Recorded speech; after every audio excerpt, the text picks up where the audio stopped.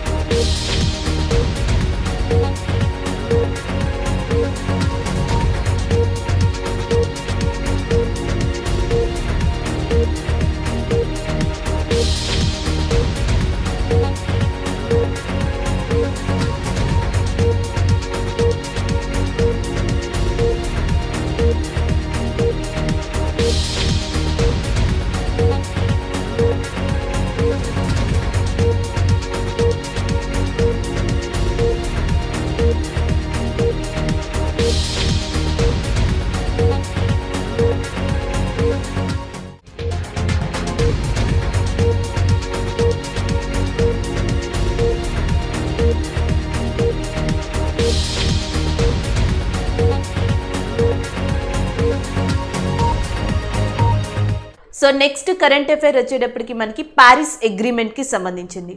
So ఇటీవల G20 country అయిన Turkey Paris అగ్రిమెంట్కి సంబంధించిన ఒక రెక్టిఫికేషన్ని యాక్సెప్ట్ చేసింది. అది కూడా G20 కంట్రీస్లో లాస్ట్ కంట్రీ కింద దీన్ని యాక్సెప్ట్ చేయడం జరిగింది. అంటే G20లో ఉన్న ఆల్రెడీ అన్ని కంట్రీస్ కూడా ఈ ప్యారిస్ క్లైమేట్ అగ్రిమెంట్ని రెక్టిఫై చేశాయి. బట్ రీసెంట్గా రెక్టిఫై చేసింది అయితే టర్కీ. దానికన్నా ముందరే లాస్ట్ ఇయరే మనకి ఇండియా కూడా దీన్ని రెక్టిఫై చేసుకోవడం జరిగింది. Because India is also one of the member in G20గా చెప్పొచ్చు. సో ఒకసారి ఇక్కడ మీరు చూడొచ్చు, COP21 సమిట్ అనేది ప్యారిస్లో జరిగింది. సో దానినే ప్యారిస్ క్లైమేట్ అగ్రిమెంట్ అని కూడా పిలవచ్చు. కాన్ఫరెన్స్ ఆఫ్ పార్టీ అంట. కాన్ఫరెన్స్ ఆఫ్ పార్టీ లేదా COP21 సమిట్ అనేది 196 కంట్రీస్తో కలిపి 2015లో మనకి ప్యారిస్లో జరిగింది. సో ఈ సమావేశంలో ఏమని అన్ని కంట్రీస్ నిర్ణయించుకున్నాయంటే గ్లోబల్ వార్మింగ్ టెంపరేచర్ని 2 degrees నుంచి 1.5 degrees మధ్యలో ఒక లిమిట్గా పెట్టాలి అని, అలాగే గ్రీన్ హౌస్ గ్యాసెస్ని తగ్గించి ఎన్విరాన్మెంట్లో ఉన్న గ్లోబల్ వార్మింగ్ని కూడా తగ్గించాలి. మెయిన్గా వీళ్ళ ఉద్దేశం ఏంటంటే గ్లోబల్ వార్మింగ్ని తగ్గించడం. దానికంటూ ఒక వాల్యూని పెట్టుకున్నాయి, టార్గెట్ని పెట్టుకోవడం జరిగింది. ఇంటర్నేషనల్ ట్రీటీ లాంటి దాన్ని కూడా తీసుకొచ్చాయి. ఏ కంట్రీస్ అయితే ఆ ఇంటర్నేషనల్ ట్రీటీ లేదా దాని మీద ఒప్పందం మీద ప్యారిస్ ఒప్పందం మీద సంతకం చేస్తాయో అవన్నీ కూడా ఈ లక్ష్యానికి ఆ రూల్స్కి కట్టుబడి ఉండాలి. అలా చాలా కంట్రీస్ రెక్టిఫై చేసుకుంటూ వచ్చాయి, ఇండియాతో సహా. సో ఇటీవల టర్కీ కూడా దీనిని యాక్సెప్ట్ చేయడం జరిగింది దానికి సంబంధించింది. అండ్ ఇప్పుడు న్యూస్లోకి ఎందుకు వచ్చింది అంటే రాబోయే రోజుల్లో అంటే October 31న COP26 సమిట్ అనేది స్కాట్లాండ్లోని గ్లాస్గో కేంద్రంగా జరగనుంది. సో ఈ నేపథ్యంలో టర్కీ మనకి ఈ నిర్ణయం తీసుకోవడం వల్ల మనకి ఇది ఇంపార్టెన్స్ని సంతరించుకుంది. సో ప్యారిస్ అగ్రిమెంట్ని క్లైమేట్ అగ్రిమెంట్ని రీసెంట్గా రెక్టిఫై చేసిన కంట్రీ ఏది అంటే that is a Turkey. And Turkey is the one of the member in G20గా చెప్పచ్చు. నెక్స్ట్ మనం నెక్స్ట్ గుర్తుపెట్టుకోవాల్సింది ప్యారిస్ సమిట్ని COP21 సమిట్ అని కూడా పిలవచ్చు. 2015లో జరిగింది. COP26 అనేది ఇప్పుడు జరుగుతుంది కాబట్టి మ్యాండేటరీ కాబట్టి so that is in Glasgow. ఇది గుర్తుపెట్టుకోవాలి. సో ఈ సంవత్సరం G20 సమావేశాలన్నీ ఇటలీ, G7 సమావేశం UK, SCO సమావేశం తజికిస్తాన్, బ్రిక్స్ సమావేశం ఇండియా, COP26 సమావేశం అనేది స్కాట్లాండ్లోని గ్లాస్గో ఆధారంగా జరిగింది. అయితే మనకి G20 అనే కంట్రీస్ వచ్చాయి కాబట్టి ఒకసారి G20 కంట్రీస్ ఏంటో కూడా చూద్దాం. సో నెక్స్ట్ G20 కంట్రీస్ ఏంటి అనేది చూద్దాం. ఆల్రెడీ మీకు తెలుసు USA ఈజ్ దేర్. సో యూఎస్ఏతో పాటు నెక్స్ట్ అర్జెంటీనా అనే కంట్రీ ఉంది. సో అర్జెంటీనాతో పాటు next Canada is there. And next వచ్చేటప్పటికి Mexico is there and Brazil is there. Cheat code గుర్తుపెట్టుకునే కన్నా మీకు ఇలా ఈజీగా కాంటినెంట్స్ అయితే గుర్తుంటుంది. లైక్ USA రిలేటెడ్ కంట్రీస్ ఏవైతే ఉన్నాయో అవన్నీ ఇక్కడ మనం డిస్కస్ చేసాం. దానితో పాటు నెక్స్ట్ యూరోపియన్ యూనియన్ అనేది కూడా మనకి G20లో వన్ ఆఫ్ ద భాగంగా ఉంది. నెక్స్ట్ వచ్చేటప్పటికి ఫ్రాన్స్ అనేది ఉంది. ఫ్రాన్స్తో పాటు Germany. France, Germany, Italy best combination అండి కంట్రీలు నేర్చుకున్నప్పుడు. ఫ్రాన్స్ ఒకటి, జర్మనీ ఒకటి, ఇటలీ. సో దానితో పాటు ఇప్పుడు అనుకున్నామే Turkey. So Turkey is also one of the country. So ఇవన్నీ కూడా ఉన్నాయి. దాని తర్వాత నెక్స్ట్ చూసుకుంటే Russia is there. So Russia అనేది ఉంది. సో దాని తర్వాత నెక్స్ట్ వచ్చేటప్పటికి మనకి Australia is there. And next South Africa అనేది కూడా లొకేట్ అయి ఉంది. అండ్ సౌదీ అరేబియా అనేది కూడా మనకి కనిపిస్తుంది. Saudi Arabia is there. And Saudi అరేబియాతో పాటు నెక్స్ట్ ఇండోనేషియా అనేది కూడా లొకేట్ అయింది. సో టోటల్గా మనకి 15 అయ్యాయి చూడొచ్చు. యూరోపియన్ యూనియన్ ఒకటి, France, Germany, Italy, Turkey. So వాటితో పాటు స్పెయిన్ కూడా లొకేట్ అయ్యి ఉంది. Spain is also there. So టోటల్గా ఇక్కడ మనకి ఈ కంట్రీస్ అయ్యాయి. దాని తర్వాత ఇండియా అనేది ఉంది. నెక్స్ట్ వచ్చేటప్పటికి China is there. Next one Japan is there and South Korea is there. So టోటల్గా మీరు చూసుకోవచ్చు ఇక్కడ ఏషియా వైపు చూసుకుంటే India, China, Japan, South Korea. Europe వైపు చూసుకుంటే European Union, France, Germany, Italy, Turkey and Spain. And next కొన్ని countries like Russia, Australia, South Africa, Saudi Arabia, Indonesia. And US వైపు చూసుకుంటే Brazil, Mexico, Canada, Argentina, USA. ఇవన్నీ already rectify చేశాయి. రీసెంట్గా G20 country అయిన Turkey అనేది ఇటీవల Paris అగ్రిమెంట్ని rectify చేయడం జరిగింది. సో అందుకని మీకు కరెంట్ అఫైర్ ఇలా Turkey becomes the last G20 country to rectify the Paris climate అగ్రిమెంట్గా చెప్తున్నారు. సో నెక్స్ట్ కరెంట్ అఫైర్ చూద్దాం. World egg day. సో మనకి వరల్డ్ ఎగ్ డే అనేది ప్రతి సంవత్సరం అక్టోబర్లోని సెకండ్ ఫ్రైడేన రికగ్నైజ్ చేయడం జరుగుతుంది. ఈ సంవత్సరం అది మనకి ఫ్రైడే అక్టోబర్ 8న రావడం జరిగింది. అండ్ ప్రతి సంవత్సరం కూడా సెకండ్ ఫ్రైడే ఆఫ్ అక్టోబర్న దీన్ని సెలబ్రేట్ చేస్తారు. ఈ సంవత్సరం ఆ డే అనేది 8న రావడం జరిగింది, 8 అక్టోబర్. అండ్ దాని యొక్క థీమ్ వచ్చేటప్పటికి eggs for all natures perfect package. So eggs for all natures perfect package అనేది దీని యొక్క థీమ్గా ఉంది. అలాగే భారతదేశంలో మీకు ఆల్రెడీ తెలుసు green revolution, yellow revolution, blue revolution, ఇలా వైట్ రివల్యూషన్స్ చాలా విప్లవాలు ఉన్నాయి. అలాగే ఈ పౌల్ట్రీ లేదా ఎగ్కి సంబంధించి ఏవైతే రివల్యూషన్స్ ఉన్నాయో వాటిని సిల్వర్ రివల్యూషన్ అని కూడా పిలుస్తారు. ఇన్ ఇండియా, భారతదేశంలో మనకి పౌల్ట్రీ లేదా ఎగ్స్కి సంబంధించిన రివల్యూషన్ని సిల్వర్ రివల్యూషన్గా పిలవడం జరుగుతుంది. అండ్ ఈ సంవత్సరం దాని యొక్క థీమ్ వచ్చేటప్పటికి eggs for all natures perfect package అనేది దీని యొక్క థీమ్గా ఉంది. ప్రతి సంవత్సరం సెకండ్ ఫ్రైడే ఆఫ్ అక్టోబర్లో మనకి ఈ వరల్డ్ ఎగ్ డే అనే దాన్ని సెలబ్రేట్ చేయడం జరుగుతుంది. So next one world post office day. So next current affair వచ్చేటప్పటికి world post office day 9th October world post office డేగా ఉంది. అండ్ నెక్స్ట్ చూసుకునేటప్పటికి దాని యొక్క theme innovative to recover. Innovative to recover అనేది దాని థీమ్గా ఉంది. అండ్ అక్టోబర్ 9న ప్రపంచవ్యాప్తంగా మనకి వరల్డ్ పోస్ట్ డే అనే దాన్ని సెలబ్రేట్ చేస్తారు. అండ్ నెక్స్ట్ చూసుకునేటప్పటికి యూనివర్సల్ పోస్టల్ యూనియన్, యూపీయూగా పిలవచ్చు. యూనివర్సల్ పోస్టల్ యూనియన్ అనేది 1874లో ఏర్పడింది. మనకి ఏదైతే బెర్న్ కేంద్రంగా, సో బెర్న్ అనే సిటీ కేంద్రంగా 1874లో ఇది ఏర్పడడం జరిగింది. అండ్ ఇది స్విట్జర్లాండ్ యొక్క capital. Again I'm repeating, Switzerland capital is a Bern. So దీని యొక్క క్యాపిటల్ ఆధారంగా అంటే ఈ ప్లేస్లో మనకి యూనివర్సల్ పోస్టల్ యూనియన్ అనేది ఏర్పడింది. అయితే దీని యొక్క సమిట్ అనేది సమావేశం అనేది 1969లో జపాన్లోని టోక్యో కేంద్రంగా జరిగింది. అదే సమావేశంలో ప్రతి సంవత్సరం అక్టోబర్ 9న వరల్డ్ పోస్ట్ డే అనేది సెలబ్రేట్ చేయాలని నిర్ణయించుకున్నారు. అలా ప్రతి సంవత్సరం వరల్డ్ పోస్ట్ డే అనేది అక్టోబర్ 9న నిర్వహిస్తున్నారు. అండ్ ఇంకొక ఇంపార్టెంట్ ఫ్యాక్ట్ ఏంటంటే ఆ రెండు కూడా ఇంపార్టెంట్ ఫ్యాక్ట్స్ భారతదేశానికి సంబంధించినవే. ఫస్ట్లో అంటే బ్రిటిష్ ఇండియా దగ్గర నుంచి అండ్ గత కొద్ది కాలం వరకు కూడా భారతదేశంలో వన్ ఆఫ్ ద ముఖ్యమైన సిస్టమ్గా పోస్ట్ ఆఫీస్, పోస్టల్ సర్వీస్ ఇవన్నీ ఉండేవి. అయితే ఇప్పుడిప్పుడు రాను రాను మనకి ఏదైతే టెక్నాలజీ చేంజ్ అవుతుందో దీని యొక్క ప్రాముఖ్యత అనేది తగ్గింది. కానీ ప్రపంచవ్యాప్తంగా ఈ పోస్ట్ ఆఫీస్ రిలేటెడ్కి సంబంధించి 2 ఇంపార్టెంట్ ఫ్యాక్ట్స్ ఇండియాతో ముడిపడి ఉన్నాయి. ఒకటి వచ్చేటప్పటికి ప్రపంచంలోని అత్యంత ఎత్తైన పోస్ట్ ఆఫీస్ మన భారతదేశంలో ఉంది. అది కూడా హిమాచల్ ప్రదేశ్లోని హికీమ్ అనే ఏరియాలో ఉంది. హిమాచల్ ప్రదేశ్లో మీకు లాహుల్ స్పితి లోయ అని చెప్పేసి వస్తుంది. ఆ ప్రదేశానికి దగ్గరలోనే హికీమ్ అనే ప్రదేశం ఉంది. ఇక్కడ ప్రపంచంలోని అత్యంత ఎత్తైన ప్రదేశంలో పోస్ట్ ఆఫీస్ అనేది లొకేట్ అయి ఉంది. అలాగే ప్రపంచంలో నీటి మీద తేలియాడే పోస్ట్ ఆఫీస్ కూడా మనకి ఇండియాలోనే ఉంది. That is in Jammu and Kashmir. So Jammu and కాశ్మీర్లోని దాల్ లేక్ మీద 200 సంవత్సరాల చరిత్ర కలిగిన మనకి ప్రపంచంలోనే నీటి మీద తేలియాడే పోస్ట్ ఆఫీస్ కూడా ఇక్కడే లొకేట్ అయి ఉంది. అంటే బిఫోర్ ఇండియన్ ఇండిపెండెన్సే సో దీన్ని స్థాపించడం జరిగింది. ఇలా గుర్తుపెట్టుకోవచ్చు. సో జమ్మూ అండ్ కాశ్మీర్లో దాల్ లేక్ మీద మనకి ఫ్లోటింగ్ పోస్ట్ ఆఫీస్ అనేది ఉంది. హైయెస్ట్ పోస్ట్ ఆఫీస్ హిమాచల్ ప్రదేశ్లో ఉంది. అసలు ఈ పోస్ట్ ఆఫీస్కి సంబంధించిన సంస్థ యూనివర్సల్ పోస్టల్ యూనియన్ అనేది స్విట్జర్లాండ్ యొక్క క్యాపిటల్ అయిన బెర్న్లో స్టార్ట్ చేశారు 1874లో. అండ్ ప్రతి సంవత్సరం అక్టోబర్ 9న ఈ వరల్డ్ పోస్ట్ డే అనే దాన్ని సెలబ్రేట్ చేయడం జరుగుతుంది. సో నెక్స్ట్ కరెంట్ అఫైర్ అనేది బతుకమ్మ ఫెస్టివల్కి సంబంధించింది. ఆల్రెడీ మీ అందరికీ తెలుసు, బట్ జనరల్గా మనకి న్యూస్లో ఉంది కాబట్టి నేను చెప్తున్నాను. రీసెంట్గా ఈ ఫెస్టివల్ అనేది మనకి స్టార్ట్ అయింది. లైక్ తెలుగు రాష్ట్రాల్లో ఆంధ్రప్రదేశ్లో దసరా అండ్ తెలంగాణలో మనకి బతుకమ్మ ఫెస్టివల్ అనేది వన్ ఆఫ్ ద మెయిన్ ఫెస్టివల్స్గా కూడా చెప్తారు. ఇది మీకు తెలుసు కాబట్టి సో దీనికి రిలేటెడ్ ఫెస్టివల్ అనే వర్డ్ని నేను రిలేటివ్గా తీసుకుని మీకు యూజ్ అయ్యేలాగా గత కొద్ది కాలంలో అంటే రీసెంట్గా ఏవైతే మనకి కరెంట్ అఫైర్స్లో ఫెస్టివల్స్ ఉన్నాయో అవి మాట్లాడదాం. చాలా ఫెస్టివల్స్ జరిగాయి కదా. సో 1.5 మంత్లో ఏవైతే ఫెస్టివల్స్ జరిగాయో అవి చూద్దాం.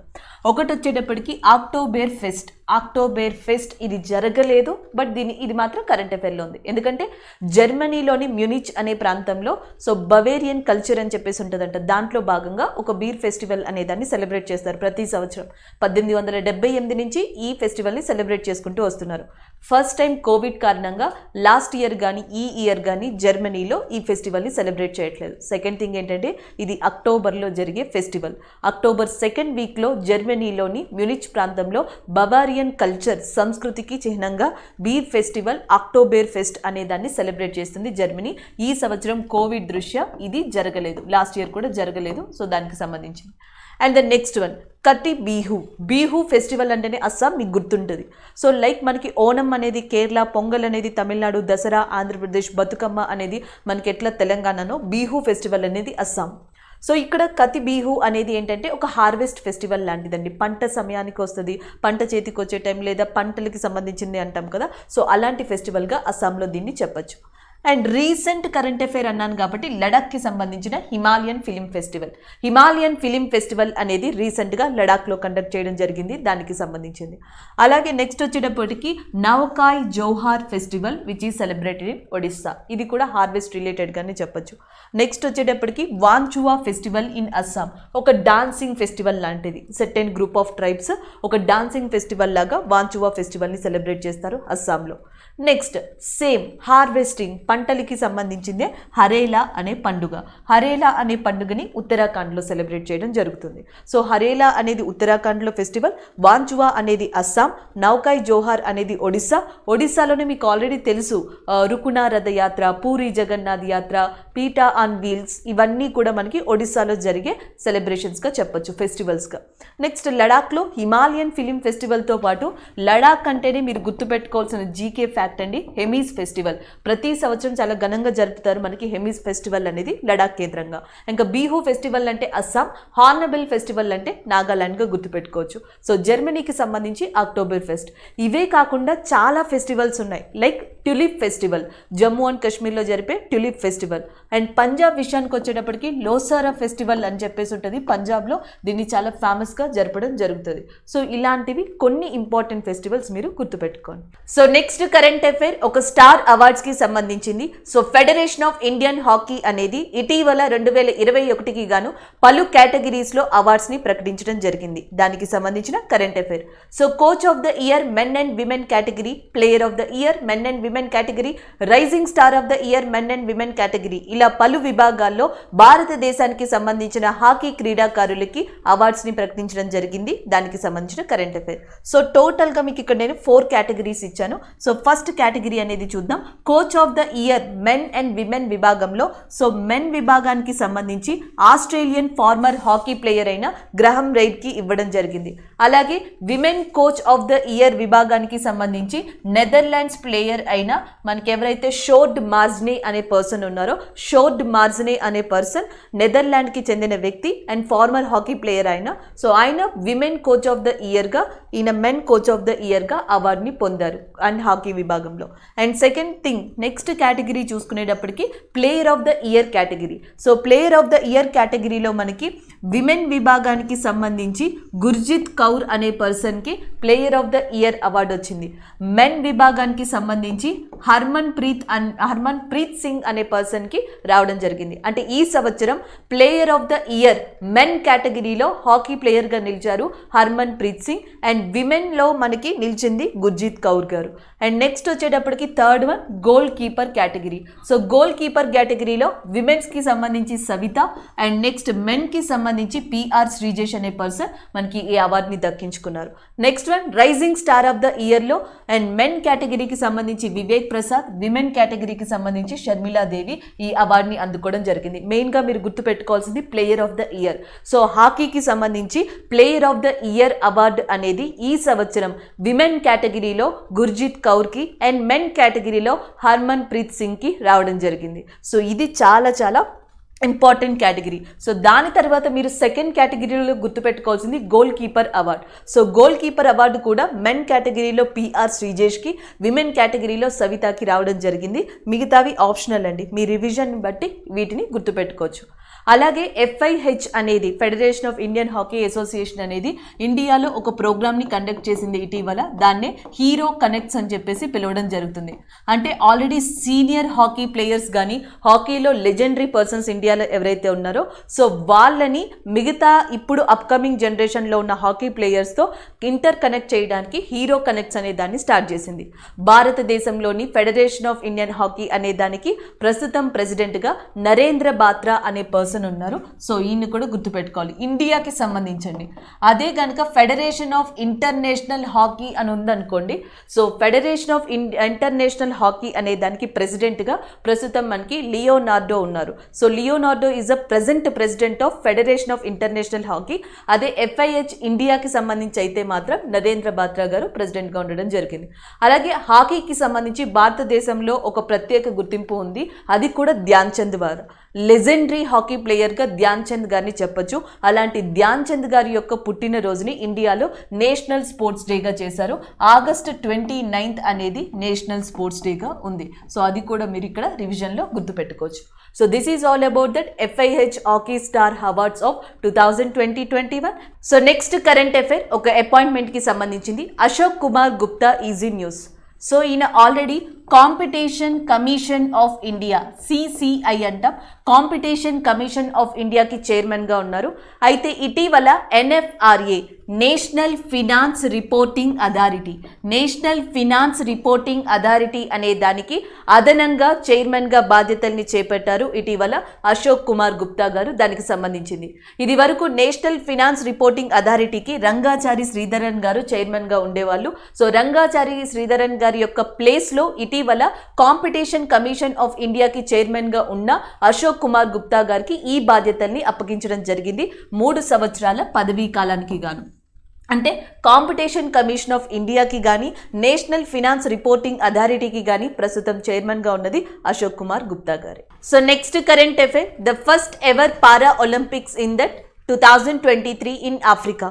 సో ఆఫ్రికాలోని ఘనా కేంద్రంగా 2023లో మొట్టమొదటిసారిగా ఆఫ్రికన్ పారా ఒలింపిక్ గేమ్స్ అనేవి జరగబోతున్నాయి. దీంట్లో దాదాపుగా 50 ఆఫ్రికన్ కంట్రీస్ పార్టిసిపేట్ చేయబోతున్నాయి. ఈ నిర్ణయాన్ని లాస్ట్ ఇయర్ మొరాకోలో జరిగిన ఒక సమ్మిట్లో మనకి నిర్ణయించుకోవడం జరిగింది పలు కంట్రీలు. అలాగే అండ్ దాని తర్వాత ఇంటర్నేషనల్ ఒలింపిక్ కమిటీ దాని ప్రెసిడెంట్ అయిన ఆండ్రూ పర్మిషన్ ఇవ్వడం జరిగింది. సో దాని తర్వాతే ఈ ప్రకటన అనేది ఇవ్వడం కూడా జరిగింది. The first ever para Olympic African para Olympic games అనేవి ఘనాలో 2023లో జరగబోతున్నాయి. ఆఫ్రికన్ కాంటినెంట్కి సంబంధించిన దాదాపుగా 50 దేశాలు ఈ గేమ్స్లో పార్టిసిపేట్ చేయబోతున్నాయి. అండ్ దాని పక్కన పెడితే ఘనా యొక్క కరెన్సీ వచ్చేటప్పటికి ఘనానియన్ సెడీ అనేది దాని యొక్క కరెన్సీగా ఉంది. ఆక్రా ఈజ్ అ క్యాపిటల్. సో ఆక్రా అనేది రాజధాని అండ్ సెడీ అనేది దాని యొక్క కరెన్సీగా ఉంది. అలాంటి ఘనా ఇటీవల ఆఫ్రికన్ పారా ఒలింపిక్స్కి ఆతిథ్యం ఇవ్వనుంది త్వరలో అండ్ 2023లో. నెక్స్ట్ వన్ చూద్దాం. సో చాలా సంవత్సరాల తర్వాత ఆఫ్రికన్ కాంటినెంట్ లాంటి వాటికి అండ్ కొన్ని దేశాల్లో అండ్ ఇంక్లూడింగ్ ఇండియా లాంటి వాటిల్లో one of the main problematic డిసీజ్గా ఉన్న మలేరియాకి చెక్ పెట్టడానికి ఇటీవల వరల్డ్ హెల్త్ ఆర్గనైజేషన్ బ్రిటన్ ఆధారిత కంపెనీ అయిన GSK లేదా గ్లాస్కో స్మిత్ కెలిన్ అనే కంపెనీ మ్యానుఫ్యాక్చర్ చేసిన మాస్క్విరెక్స్ మలేరియా వ్యాక్సిన్ లేదా దాన్నే RTS-AS01 మలేరియా వ్యాక్సిన్గా కూడా పిలవచ్చు, RTS వ్యాక్సిన్గా పిలవచ్చు లేదా మాస్క్విరెక్స్ మలేరియా వ్యాక్సిన్ కింద కూడా పిలవచ్చు. సో ఈ నేమ్తో అండ్ జిఎస్కే ఇంట్రడ్యూస్ చేసిన మలేరియా వ్యాక్సిన్ని ఇటీవల వరల్డ్ హెల్త్ ఆర్గనైజేషన్ అప్రూవల్ ఇచ్చింది. దానికి సంబంధించిన కరెంట్ అఫైర్గా చెప్పచ్చు. సో జనరల్గా మనకి మలేరియా పరాన్నజీవి వల్ల రావడం జరుగుతుంది, లైక్ పారాసైట్, ప్లాస్మోడియం పారాసైట్ అనే దాని వల్ల మలేరియా వ్యాధి ఎక్కువగా సోకుతుందని చెప్తున్నారు. అండ్ అలాగే వరల్డ్ మలేరియా డే వచ్చేటప్పటికి 25th April. World malaria day అనేది 25th ఏప్రిల్. ఇటీవల వరల్డ్ హెల్త్ ఆర్గనైజేషన్ చైనాకి ఫ్రీ మలేరియా కంట్రీ కింద సర్టిఫికేషన్ ఇవ్వడం జరిగింది. అలాగే మలేరియాతో బాధపడుతున్న అత్యంత ప్రభావవంతమైన కాంటినెంట్గా కూడా వన్ ఆఫ్ ద కాంటినెంట్గా ఆఫ్రికా అనేది ఉంది. సో మలేరియాకి చెక్ పెట్టడానికి ఇటీవల బ్రిటన్ ఆధారిత కంపెనీ అయిన జిఎస్కే మ్యానుఫ్యాక్చర్ చేసిన ఏదైతే మాస్క్విరెక్స్ మలేరియన్ వ్యాక్సిన్ ఉందో సో దానిని వరల్డ్ హెల్త్ ఆర్గనైజేషన్ అప్రూవల్ ఇవ్వడం జరిగింది. వ్యాక్సిన్ నేమ్ని ఖచ్చితంగా గుర్తుపెట్టుకోవాలి. మాస్క్విరెక్స్ మలేరియన్ వ్యాక్సిన్ లేదా AS01 RTS కింద కూడా దీన్ని పిలుస్తున్నారు. ఈ రెండు పేరుల్లో ఏదైనా సేమ్ అండి. సో అది కూడా గుర్తుపెట్టుకోవాలి. అండ్ వరల్డ్ హెల్త్ ఆర్గనైజేషన్ యొక్క హెడ్ క్వార్టర్స్ అనేది జెనీవాలో ఉంది. దాని ప్రెసిడెంట్గా టెడ్రస్ అడ్నమ్ అనే పర్సన్ ఉన్నారు. ప్రెసిడెంట్ టెడ్రస్ అడ్నమ్ హెడ్ క్వార్టర్స్ అనేది జెనీవాలో ఉంది. మాస్క్విరెక్స్ అనే మలేరియన్ వ్యాక్సిన్ని యాక్సెప్ట్ చేసింది. మలేరియా డే లేదా ప్రపంచ మలేరియా డే అనేది మనకి ఏప్రిల్ 25th రికగ్నైజ్ చేశారు.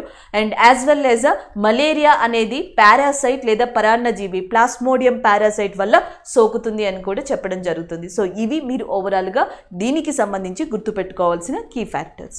భారత్ పే రీసెంట్గా తన కస్టమర్స్ కోసం మనకి డోంట్ పే పోస్ట్ పే అనే ఒక ఆఫర్ని ఇవ్వడం జరిగింది. ఇక్కడ మీరు చూడొచ్చు, Bharat pay launches buy now pay later platform post pay. So మనకి ఫస్ట్ పర్చేస్ చేసి తర్వాత మనకి దానిని కట్టడం జరుగుతుంది, లైక్ క్రెడిట్ సిస్టమ్ లాగా, క్రెడిట్ కార్డ్ లాగా.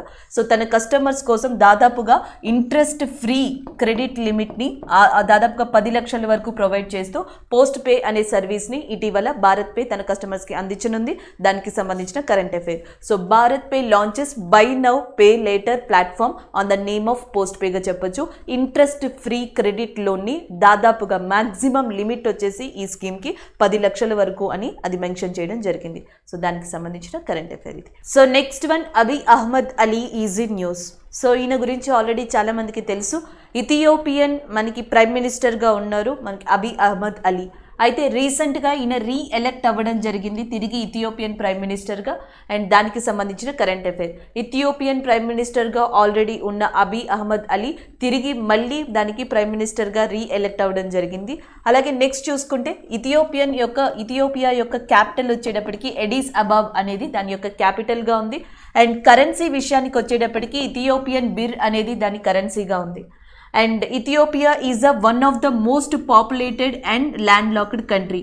సో ఇథియోపియా అనేది one of the most populated, ఆఫ్రికాలోని one of the most populated and landlocked కంట్రీగా కూడా చెప్పొచ్చు. అలాగే ఇథియోపియాతో పాటు నెక్స్ట్ ఇంకొక కంట్రీ ఉంది, దట్ ఈజ్ ఎరిత్రియా. అండ్ దానితో పాటు సోమాలియా అండ్ ఇంకొకటి వచ్చేటప్పటికి జిబూతిగా పిలవచ్చు. సో ఇవన్నీ కూడా హార్న్ ఆఫ్ ద ఆఫ్రికన్ కంట్రీస్గా చెప్పొచ్చు. జిబూతి, సోమాలియా, ఎరిత్రియా, ఇథియోపియా ఈ 4 కంట్రీల్ని హార్న్ ఆఫ్ ద ఆఫ్రికన్ కంట్రీస్గా పిలుస్తారు. ఇథియోపియా అనేది one of the landlocked and most populated country in the ఆఫ్రికాగా చెప్పొచ్చు. One of the most populated country in African continent. అదే కాకుండా ఇథియోపియా ఎరిత్రియా మధ్యనున్న ఏవైతే గొడవలు ఉన్నాయో సో వాటికి సంబంధించి కొన్ని సెటిల్మెంట్స్ కావచ్చు, వాటికి సంబంధించి పరిష్కారాన్ని చూపించినందుకు ఇథియోపియన్ ప్రైమ్ మినిస్టర్ అయిన అబీ అహ్మద్ గారికి 2019లో నోబెల్ శాంతి బహుమతి కూడా దక్కడం జరిగింది. సో ఈయనకి 2019లో నోబెల్ శాంతి బహుమతి వచ్చింది. ఈయన తిరిగి రీఎలెక్ట్ అయ్యారు. దాని యొక్క క్యాపిటల్ ఎడిస్ అబాబ్ అండ్ దీని యొక్క కరెన్సీ బిర్గా ఉంది. So next one, Anshu Malik easy news. So ఇటీవల నార్వే కేంద్రంగా అక్టోబర్ 2 నుంచి అక్టోబర్ 10 మధ్యలో మనకి వరల్డ్ రెజ్లింగ్ ఛాంపియన్షిప్ అనేది జరిగింది. ఈ వరల్డ్ రెజ్లింగ్ ఛాంపియన్షిప్లో అన్షు మాలిక్ సిల్వర్ పథకాన్ని సాధించడం జరిగింది. దానికి సంబంధించిన కరెంట్ అఫైర్ ఇది. సో దీనితో పాటు అంటే మనకి ఏదైతే సిల్వర్ మెడల్ని ఇండియాకి తీసుకొచ్చారో సిల్వర్ మెడల్తో పాటు బ్రాంజ్ మెడల్ని కూడా తీసుకురావడం జరిగింది. సిల్వర్ మెడల్ని ఈ ఛాంపియన్షిప్లో అన్షు మాలిక్ తీసుకొస్తే బ్రాంజ్ మెడల్ని 59 kgs కేటగిరీలో సరితా మోర్ అనే పర్సన్ తీసుకురావడం జరిగింది. ఇటీవల నార్వే కేంద్రంగా జరిగిన వరల్డ్ రెజ్లింగ్ ఛాంపియన్షిప్లో సిల్వర్ పథకాన్ని అన్షు మాలిక్ అండ్ 59 kgs కేటగిరీలో బ్రాంజ్ మెడల్ని సరితా మోర్ అండ్ ఇండియాకి తీసుకురావడం జరిగింది. దానికి సంబంధించిన కరెంట్ అఫైర్. అలాగే నార్వే యొక్క క్యాపిటల్ వచ్చేటప్పటికి ఓస్లోగా ఉంది. సో దీన్ని కూడా మీరు గుర్తుపెట్టుకోవచ్చు. సో నెక్స్ట్ కరెంట్ అఫైర్ చూసుకునేటప్పటికి అజేయ వారియర్ అనే యుద్ధ విన్యాసం న్యూస్లో ఉంది. ఇటీవల ఇండియాకి అండ్ యూకే కంట్రీకి ఏదైతే యునైటెడ్ కింగ్డమ్ ఉందో ఈ రెండు కంట్రీలు యుద్ధ విన్యాసాన్ని నిర్వహించనున్నాయి. అది కూడా ఉత్తరాఖండ్ యొక్క కేంద్రంగా, భారతదేశంలోని ఉత్తరాఖండ్ కేంద్రంగా అంటే మనకి 6th edition 2021 6th edition of Ajeya warrior military exercise అనేది జరగనుంది. సో యాక్చువల్గా దీన్ని ఫస్ట్ ఎడిషన్ని 2013లో స్టార్ట్ చేశారు.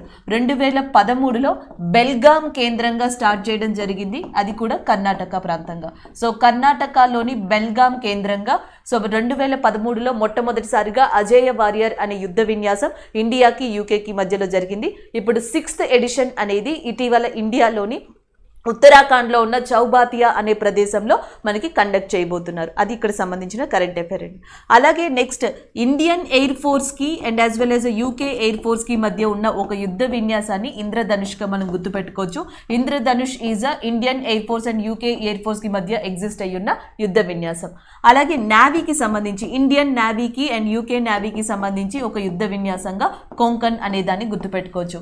ఇండియన్ నావీకి యూకే నావీకి మధ్య Konkan and Indian air force కి యూకే ఎయిర్ ఫోర్స్ కి మధ్య ఇంద్రధనుష్ అండ్ రీసెంట్ గా అజేయ వారియర్ అనేది ఇండియన్ ఆర్మీకి యూకే ఆర్మీకి మధ్య మనకి ఉత్తరాఖండ్ లోని చౌబాతియా కేంద్రంగా జరిగిన ఒక యుద్ధ విన్యాసంగా దీన్ని గుర్తుపెట్టుకోవాల్సి ఉంటుంది. So next current affair tiger reserve కి సంబంధించింది. మీకు ఆల్రెడీ తెలుసు భారతదేశంలో ఇప్పటికే 52 పులి సంరక్షణ కేంద్రాలు ఉన్నాయని, 52వ పులి సంరక్షణ కేంద్రాన్ని national tiger conservation authority Ramgarh విష్దారీగా రాజస్థాన్లో డిక్లేర్ చేసిందని కూడా మనం డిస్కస్ చేసుకున్నాం. అయితే ఇటీవల అక్టోబర్ 5న ఇదే national tiger conservation authority Chhattisgarh ప్రభుత్వం ఇదివరకే ప్రపోజ్ చేసిన ఒక టైగర్ రిజర్వ్ని అప్రూవ్ చేయడానికి యాక్సెప్టెన్సీని ఇవ్వడం జరిగింది. దానికి సంబంధించిన కరెంట్ అఫైర్ అంటే అతి త్వరలో భారతదేశంలో 53వ పులి సంరక్షణ కేంద్రంగా, ఛత్తీస్గఢ్లో 4వ పులి సంరక్షణ కేంద్రంగా and Guru Ghasidas national park, Tamor Pingla అనే వైల్డ్ లైఫ్ శాంచురీ. సో ఒకటి గురు ఘాసీదాస్ నేషనల్ పార్క్, ఇంకొకటి తమోర్ పింగ్లా అనే వైల్డ్ లైఫ్ శాంచురీ. ఈ రెండిటికి కంబైన్డ్ ఏరియా ఏదైతే ఉందో ఆ కంబైన్డ్ ఏరియాని మనకి 4వ టైగర్ రిజర్వ్ కింద ఛత్తీస్గఢ్లో గుర్తిస్తారు. 53వ టైగర్ రిజర్వ్ కింద భారతదేశంలో ఏర్పడనుంది. ఎందుకంటే ఛత్తీస్గఢ్లో ఆల్రెడీ ఇదివరకే 3 టైగర్ రిజర్వ్స్ ఉన్నాయి. ఒకటి వచ్చేటప్పటికి ఉదాంతి సీతా నది అనే టైగర్ రిజర్వ్ ఉంది, అచంకుమర్ అనే టైగర్ రిజర్వ్ ఉంది, ఇంద్రావతి అనే టైగర్ రిజర్వ్ ఉంది. ఇంద్రావతి, అచంకుమర్, ఉదాంతి, సిద్ధాంతి ఇవన్నీ కూడా ఆల్రెడీ 3 టైగర్ రిజర్వ్స్, 3 పులి సంరక్షణ కేంద్రాలు ఛత్తీస్గఢ్లో ఎగ్జిస్ట్ అయి ఉన్నాయి. ఇప్పుడు 4వదిగా మనకి ఈ combined area Guru Ghasidas national park, Tamor Pingla national wildlife సెంచరీకి మధ్యలో ఉన్న ఏరియా ఏర్పడనుంది. సో దానికి సంబంధించిన కరెంట్ అఫైర్. సో ఇది వచ్చిన తర్వాత అప్రూవల్ వెంటనే వచ్చిన తర్వాత సో మనం 53 tiger reserves in India, 4 tiger reserves in ఛత్తీస్గఢ్గా ఆ డేటాని గుర్తుపెట్టుకోవచ్చు. అలాగే మీరు నిన్న కరెంట్ అఫైర్స్లో చూశారు T23 అనే టైగర్ గురించి మనం చెప్పుకున్నాం. అంతకు ముందర ఇంటర్నేషనల్ టైగర్ డే గురించి కూడా మనం డిస్కస్ చేసుకోవడం జరిగింది. కాబట్టి దీనికి రిలేటెడ్ అండ్ ఛత్తీస్గఢ్కి రిలేటెడ్గా కామన్గా ఉన్న కొన్ని పాయింట్స్ని చూద్దాం. సో నెక్స్ట్ కనుక చూసుకుంటే కనుక మనకి ఛత్తీస్గఢ్ అనేది one of the landlocked state. So like మనకి హర్యానా కానీ తెలంగాణ కానీ అలాగే one of the landlocked స్టేట్గా మనకి ఛత్తీస్గఢ్ ఏరియాని చెప్పొచ్చు. సో ఇటువైపు నుంచి మనకి మహారాష్ట్ర, తెలంగాణ, ఇటువైపు నుంచి ఒడిస్సా అండ్ జార్ఖండ్, ఇక్కడ నుంచి ఉత్తరప్రదేశ్ అండ్ మధ్యప్రదేశ్, ఈ ఏరియాలతో కంబైన్డ్ అయి ఉన్నదే మనకి Chhattisgarh area. Chhattisgarh is a very important area in India. ఎందుకంటే ఇండస్ట్రియల్ పరంగా లైక్ జార్ఖండ్, వెస్ట్ బెంగాల్, ఒడిస్సా లాగే ఛత్తీస్గఢ్కి కూడా పారిశ్రామికంగా చాలా చాలా వాల్యూ ఉంది ఇండియాలో. ద బెస్ట్ ఎగ్జాంపుల్గా బిలై ఉక్కు కర్మాగారాన్ని చెప్పొచ్చు. The Bhilai iron steel plant in India is located in Chhattisgarh area. అలాగే ఛత్తీస్గఢ్లో ప్రవహించే నదుల్లో ఇంపార్టెంట్ నదిగా మహానది అనే దాన్ని చెప్పొచ్చు. ఇదే మహానది మీద భారతదేశంలోని అతి పొడవైన డ్యామ్ హీరాకుడ్ కూడా లొకేట్ అయి ఉంది. అండ్ మధ్యప్రదేశ్కి ఛత్తీస్గఢ్కి కామన్గా కలిపి మనకి ఒక బయోస్పియర్ ఉంది. దాని పేరు అచంక్మర్ అమర్కంటక్. నేను ఇందాక చెప్పానే అచంక్మర్ అనేది టైగర్ రిజర్వ్ ఛత్తీస్గఢ్లో, కానీ మధ్యప్రదేశ్కి ఛత్తీస్గఢ్కి కలిపి one of the common biosphere ఉంది. దాన్ని అచంక్మర్ అమర్కంటక్ అని చెప్పి పిలుస్తారు. సో ఆ పాయింట్ని గుర్తుపెట్టుకోవచ్చు. అండ్ ఛత్తీస్గఢ్ పదే వార్తల్లోకి వస్తుంది కాబట్టి ఇక్కడ గవర్నర్ని, చీఫ్ మినిస్టర్ని కూడా మెన్షన్ చేశాను. Like chief minister is nothing but Bhupesh Baghel గారు. సో ఇవి మీరు ఓవరాల్గా గుర్తుపెట్టుకోవాల్సినవి. బిలాయ్ స్టీల్ ప్లాంట్ని గుర్తుపెట్టుకోవచ్చు, మహానదిని గుర్తుపెట్టుకోవచ్చు. అలాగే ఇక్కడ చాలా ఇంపార్టెంట్ ప్లేస్గా దండకారణ్య అనే దాన్ని చెప్తారు. Dandakaranya forest or Dandakaranya plateau and which is located in Chhattisgarh area. So GK పరంగా చూసుకున్న, కీ పాయింట్స్ పరంగా చూసుకున్న ఈ విషయాల్ని మీరు గుర్తుపెట్టుకోవాల్సి ఉంటుంది. ఎందుకంటే నెక్స్ట్ మంత్లో కానీ అప్కమింగ్ డేస్లో కానీ so 53rd tiger reserve in India, 4th tiger reserve in India ఛత్తీస్గఢ్గా, సో ఛత్తీస్గఢ్లోనే ఆ ఏరియాగా మనకి కరెంట్ అఫైర్లో వస్తుంది. సో అది కామన్ అవుతుంది. దానికన్నా వెనకాలన్న బ్యాక్గ్రౌండ్ ఏదైతే ఉంటుందో సో దాన్ని మళ్ళీ మీరు రిపీట్ చేసుకోవాల్సి ఉంటుంది. సో అందుకని దీన్ని మీరు నోట్ చేసుకుని పెట్టుకుని ఉంటే ఇంక ఇప్పటి నుంచి ఛత్తీస్గఢ్ మీద రివర్ వచ్చినా, డ్యామ్ వచ్చినా, ప్రాజెక్ట్ వచ్చినా, స్కీమ్ వచ్చినా, లేకపోతే ఏదైనా ఒక ఇన్నోవేటివ్ పథకం అనేది వచ్చినా, ఇన్నోవేటివ్ ఆర్కిటెక్చర్ అనేది వచ్చినా, సో ఇనాగ్రేషన్ కానీ ఇవన్నీ కరెంట్ అఫైర్గా మీరు అప్డేట్ చేసుకోవచ్చు. సో స్టాటిక్ మాత్రం ఇలా మీకు కామన్గా ఉంటుంది. సో ఏవైతే మనం డిస్కస్ చేసుకున్నామో వీడియోలో వాటి రివ్యూ చూద్దాం. First one world egg day అనేది ఉంది. సో దీన్ని ఆల్రెడీ మనం డిస్కస్ చేసుకున్నాం. 2nd Friday of October. So ప్రతి ఇయర్ కూడా 2nd ఫ్రైడే ఆఫ్ అక్టోబర్ అప్పుడు మనకి వరల్డ్ ఎగ్ డే అనే దాన్ని సెలబ్రేట్ చేస్తారని డిస్కస్ చేసాం. వరల్డ్ పోస్ట్ డే అనేది వచ్చేటప్పటికి అక్టోబర్ 9th రికగ్నైజ్ చేయబడింది. అలాగే ఇండియా అతి త్వరలో 53వ పులి సంరక్షణ కేంద్రాన్ని ఛత్తీస్గఢ్ నుంచి పొందనుంది. అండ్ ఛత్తీస్గఢ్లో అది 4th టైగర్ రిజర్వ్గా కూడా అవ్వనుంది. ఆల్రెడీ ఇప్పటికే ఛత్తీస్గఢ్లో అచంక్మర్ కానీ, లేకపోతే నెక్స్ట్ సీతా ఉద్దాంతి కానీ, లేకపోతే నెక్స్ట్ వచ్చేటప్పటికి ఇంద్రావతి టైగర్ రిజర్వ్స్ ఉన్నాయి. 4th టైగర్ రిజర్వ్ కూడా ఛత్తీస్గఢ్లో అతి త్వరలో రానుంది. సో తెలంగాణలో బతుకమ్మ ఫెస్టివల్స్ అనేవి స్టార్ట్ అయ్యాయి. సో దాని గురించి మనం డిస్కస్ చేసుకున్నాం. నెక్స్ట్ వచ్చేటప్పటికి హాకీ స్టార్స్ అవార్డు 2020-21 అనేవి సో ఇటీవల మనకి డిస్కస్ చేయబడ్డాయి, అనౌన్స్ చేయబడ్డాయి. So like rising star of the year, goalkeeper of the year, player of the year, coach of the year, ఇలాంటి పలు అవార్డ్స్ని ఇచ్చారు. దాంతోపాటు ఇటీవల మనకి హాకీ ఫెడరేషన్ ఆఫ్ ఇండియాకి సంబంధించి ప్రెసిడెంట్ కూడా న్యూస్లో ఉన్నారు. ఆయన పేరు Narendra Batra. And the next one Ashok Kumar Gupta gets additional charge as the chairperson of NFRA. So మనకి నేషనల్ ఫినాన్స్ రెగ్యులేటరీ అథారిటీ ఏదైతే ఉందో సో దానికి అడిషనల్గా చైర్పర్సన్గా కూడా అపాయింట్ అయ్యారు అశోక్ కుమార్ గుప్తా. ఈయన ఇప్పటికీ కాంపిటీషన్ కమిషన్ ఆఫ్ ఇండియా అనే దానికి కూడా చైర్మన్గా ఉన్నారు. నెక్స్ట్ చూసుకునేటప్పటికి మనకి first ever African para Olympic games అనేవి ఆఫ్రికాలోని ఘనా కంట్రీలో 2023లో స్టార్ట్ కానున్నాయి. నెక్స్ట్ వన్ సో G20 కంట్రీస్లో Turkey is the last country Paris climate అగ్రిమెంట్ని రెక్టిఫై చేసింది. WHO ఇటీవల world's first malaria vaccine approve ఇవ్వడం జరిగింది, ఆమోదం ఇవ్వడం జరిగింది. దానికి సంబంధించిన current affair. So BharatPe, buy now pay later అనే దాన్ని లాంచ్ చేసింది. అండ్ అన్షు మాలిక్ వచ్చేటప్పటికి వరల్డ్ రెజ్లింగ్ ఛాంపియన్షిప్లో సిల్వర్ మెడల్ని తీసుకొచ్చారు. నార్వేలో అక్టోబర్ 2 నుంచి అక్టోబర్ 10 మధ్యలో ఈ ఛాంపియన్షిప్స్ అనేవి జరుగుతున్నాయి. And the next one Abiy Ahmed Ali Ethiopian prime మినిస్టర్గా తిరిగి రీఅపాయింట్ అవ్వడం జరిగింది. అబే అహ్మద్ అలీ 2019లో నోబెల్ పీస్ ప్రైజ్ని కూడా ఈయన అందుకున్నారు. And the next one Ajaya warrior అనే ఎక్సర్సైజ్ ఇటీవల ఉత్తరాఖండ్లో యూకే పీపుల్కి అంటే యూకే కంట్రీకి, ఇండియా కంట్రీకి మధ్య జరుగుతుంది. ఇది 6th ఎడిషన్ అని కూడా చెప్తున్నారు. ఫస్ట్ ఎడిషన్ 2013లో కర్ణాటకలోని బెల్గాంలో జరిగింది. సో ఇవి ఓవరాల్గా మనం డిస్కస్ చేసుకున్న ఈరోజు కరెంట్ అఫైర్స్. Thank you.